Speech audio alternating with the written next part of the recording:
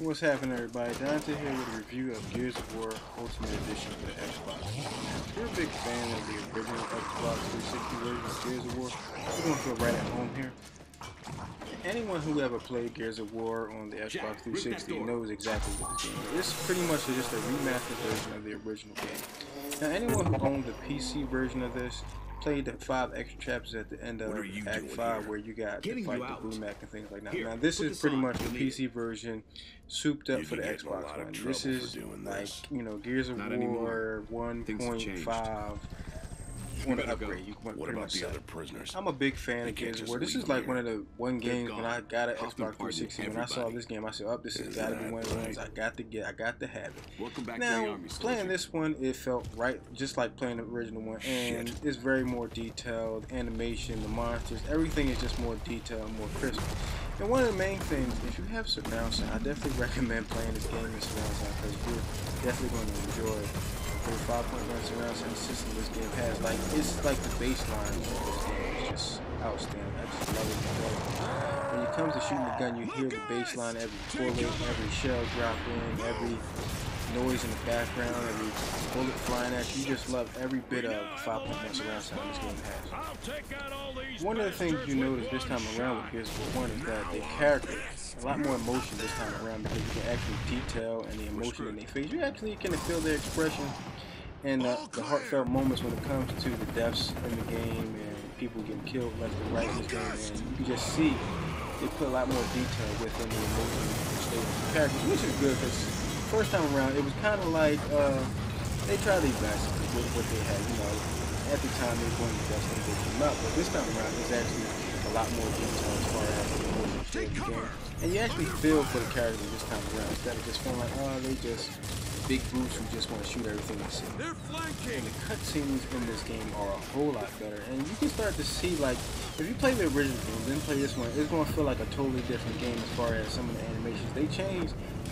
some of it, but not the whole thing. Like certain parts of certain animation scenes, as far as the cinematic part, this scene right here was a little change. It was a little different because in the original one, you see Ron had a whole bunch of soldiers behind him, but this time he just walked right behind him and just pretty much just handled this dude like with one hand, doesn't even do nothing else. And you see how he took the chainsaw to the hand like it was nothing, and they just wanted to make him and just show you the more intimidation that Ron really was in this game. Now I want to talk about some of the cons I have with this game. Anyone who played the original Gears of War, remember those glitches that was around with some of the things that just happened, or like characters would just be walking around in circles and things like that? Those glitches are still here, which kind of annoy me. It's like, how you going to remaster the game with the same exact glitches?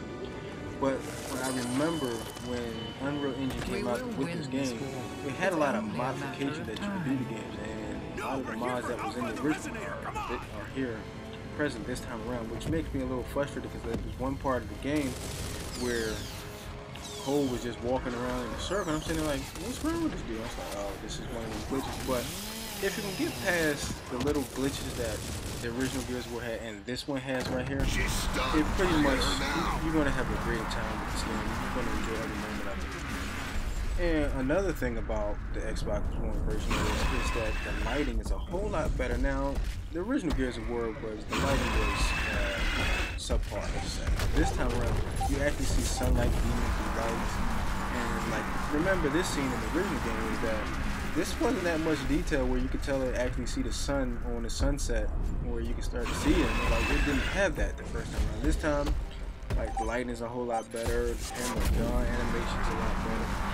And the creatures themselves are much more detailed, where you can kind of see all the veins, the cracks, and everything. But if you ever had a bad day at work and you just wanted to let some steam off, here's something I always recommend.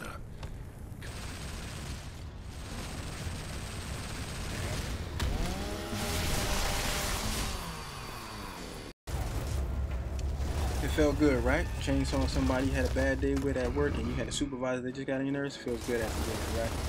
One of the things I also like about this game, like if you never played the PC version of this, definitely get this version because Act 5 is a whole lot more. It's like 5 extra chapters and you get to fight the Brewmac. If you didn't play the PC version and you only played the Xbox 360 version, definitely get this game. Just for the whole Act 5 alone, it's worth the upgrade. I mean, I understand it definitely is more detailed. It's a remaster of the original game that was a classic, but also has its faults as far as the glitches. But if you could play like a whole new chapter within the game, yeah, I definitely recommend. Especially if Gears of War 4 ain't coming out until next holiday, so you won't have to wait a while to hold your own. But you got plenty of games that come out before then. But if you just want to get that Gears of War fetish on, and I need to get that Gears of War sensation, definitely get this for the Xbox One. I definitely recommend it. It's familiar to everyone. It's a classic. It's a remastered game. Everybody looks a whole lot better. People actually, when they talk, you see the emotion in their face. It's just a great game to just pick up and play again. And that's pretty much my review of the Xbox One version of Gears of War Ultimate Edition. I definitely recommend it, but if you didn't like the glitches the first time around, the glitches are still here, so you can do it.